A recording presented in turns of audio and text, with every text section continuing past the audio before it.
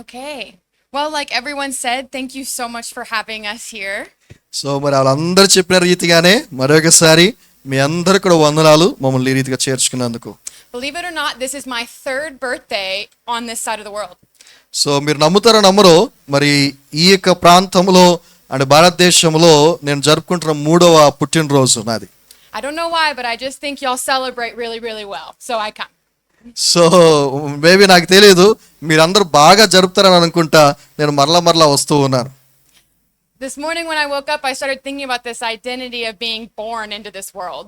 So అయితే ఈ యొక్క ఉదయకాల సమయం ముందు నేను లేచినప్పుడు నేను ఆలోచన చేస్తా ఉన్నాను మరి ఈ యొక్క లోకంలోనికి నేను ఏ రీతిగా వచ్చి ఉన్నాను, ఈ లోకంలో నా యొక్క ఐడెంటిటీ ఏంటి అని. And can I be honest with you? అయితే మరి నేను నిజం చెప్పనా మీ అందరికీ? It's not all that. It's not that great.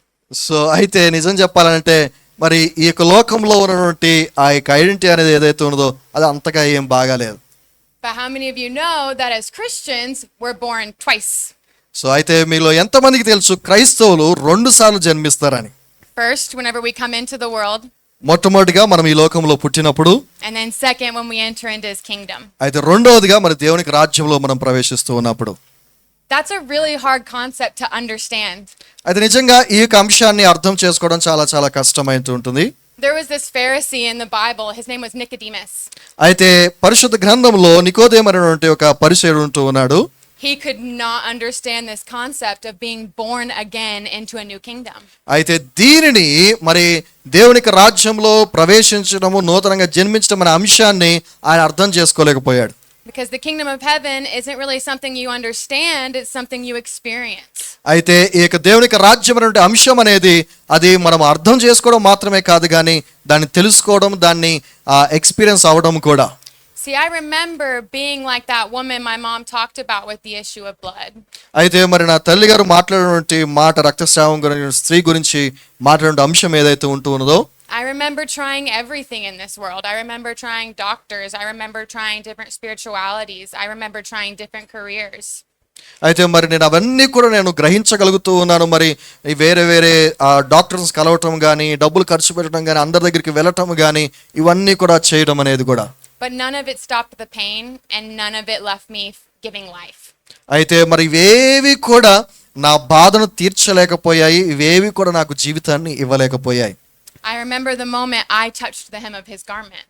అయితే మరి నేను నిజంగా నాకు జ్ఞాపకం చేసుకోగలుగుతూ ఉన్నాను నిజంగా దేవుని యొక్క సన్నిధికి, దేవుని యొక్క వస్త్రపు చెంగులను ముట్టుకున్న ఆ సమయాన్ని. And it's kind of like my mom said, it's something you do over and over and over again. అయితే మరి నా తల్లి గారు చెప్పినట్లుగా ఇది ఒక విధమైన మరలా మనం చేసే ఒక ప్రక్రియ. Because when you become a Christian, you enter into this kingdom and now you have this peace, this joy, this overwhelming love. ఎందుకంటే నువ్వు ఒక్కసారి క్రైస్తవుడు అయిన తర్వాత మరి దేవుళ్ళో ఆనందించడం, దేవుళ్ళో సంతోషించడం, దేవుళ్ళో ఆ సమాధానాన్ని పొందుకోవటం అనేది నిరంతర ప్రక్రియ. But sometimes we forget. అయితే చాలా సార్లు మనం దాన్ని మర్చిపోతూ ఉంటాం. We forget what kingdom we belong to. అయితే మనము ఏ రాజ్యానికి మనం చెందిన వారం అనే సత్యాన్ని మనం మర్చిపోతూ ఉంటాం. We fall back into the worries of the world. మనం తిరిగి మన యొక్క ఈ లోకంలో మనం పడిపోతూ ఉంటాం. We fall back into the ways of the world. ఈ యొక్క లోకపు మార్గాల్లో మనం పడిపోతూ ఉంటాం. Maybe when suffering comes, we become like Peter, like Paige said, we look at the waves instead of keeping our eyes on him. మరి సమస్యలు, శోధనలు మన జీవితంలో వచ్చినప్పుడు మన పేతురు వలె మనం కూడా అలలను చూసి భయపడి మనం దాంట్లో పడిపోయే స్థితిలో ఉంటూ ఉంటాం. Maybe we choose to take our life back into our own hands and do it in our own strength again. Maybe చాలా సార్లు మనం ఏం చేస్తుంటాం, మన జీవితాన్ని మన చేతుల్లోనికి తిరిగి తీసుకుని మన శక్తిని బట్టి మనం దాన్ని కాపాడుకోవాలని ప్రయత్నం చేస్తూ ఉంటాం. It actually takes effort to live in the spirit. అయితే కానీ దేవుని యొక్క ఆత్మలో ఉండటం అనేది అది ఎంతో గొప్ప విషయం. Jesus told Nicodemus, he said, that which is flesh is born of flesh, but that which is spirit is born of spirit.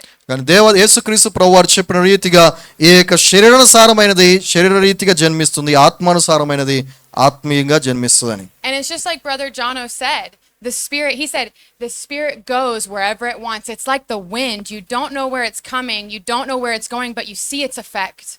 So మరి సోదరు జోనాథన్ గారు చెప్పిన రీతిగా దేవుని యొక్క ఆత్మ అనేది అది ఎక్కడికైనా ప్రవహించగలుగుతుంది, ఎక్కడికైనా వెళ్ళగలుగుతుంది, ఒక గాలి వలె. Every single person here has access to that kingdom. So ఆ యొక్క దేవుని రాజ్యపు అవకాశం అనేది ప్రతి వ్యక్తికి కూడా ఉంటూ ఉన్నది. And when we walk in the Spirit, we actually do have authority over this world. మరి ఎప్పుడైతే మనము ఈ దేవునికి ఆత్మలో మనం ప్రయాణము చేస్తూ ఉంటామో ఈ లోకపు అధికారం అనేది మనల్ని ఏమీ కూడా చేయలేదు.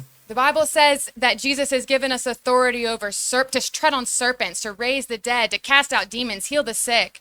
సో మరి పరిశుద్ధ గ్రంథం మనకేం చెప్తున్నదంటే దేవునికి ఆత్మ మనకి ఈ లోకంలో ఉన్న వాటన్నిటి మీద కూడా మనకు అధికారాన్ని మనకి ఇచ్చి ఉన్నది. But he says, don't rejoice in these things. కానీ దేవుడు చెప్తున్న మాట ఏంటంటే ఈ లోకంలో ఉన్న వాటిని బట్టి ఈ లోకం మీద ఉన్న అధికారాన్ని బట్టి మాత్రం నువ్వు ఆనందించవద్దు.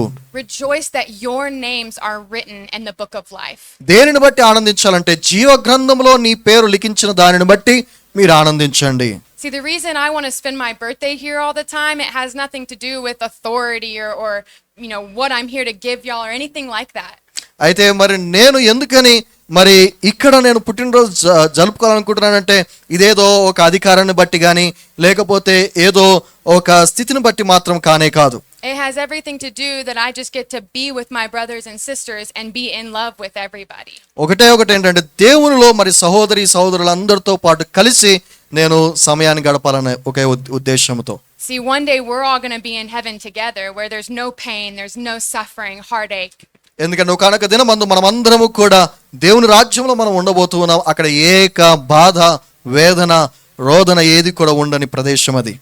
And I think it's going to be a time where we just get to worship the Lord together and just constantly share about all the stories that we experienced here on earth and experiencing his goodness.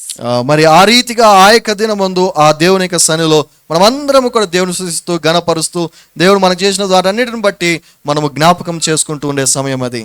John said that if we wrote all the good things that Jesus did down, there wouldn't be enough books to contain them in the world. యోహాను చెప్తున్న రీతిగా దేవుడు మనకు చేసిన మేలులు గనక ఒకవేళ రాయాలి అని అంటే గనక ఈ యొక్క లోకాన్ని లేకపోతే ఇక భూమినే ఒక కాగితంగా రాసినప్పుడు కూడా సరిపోదు అని. He says the angels are constantly in heaven screaming, holy, holy, holy is the Lord, because of how much he is doing in and on this earth. So పరలోక రాజ్యంలో దేవదూతలు నిరంతరము కూడా ఆయనను పరిశుద్ధుడు పరిశుద్ధుడు పరిశుద్ధుడని గాన ప్రతిగానముల చేత ఆయన స్తుతిస్తూ ఉన్నాయి, ఎందుకంటే ఆయన చేసిన కార్యములను బట్టి.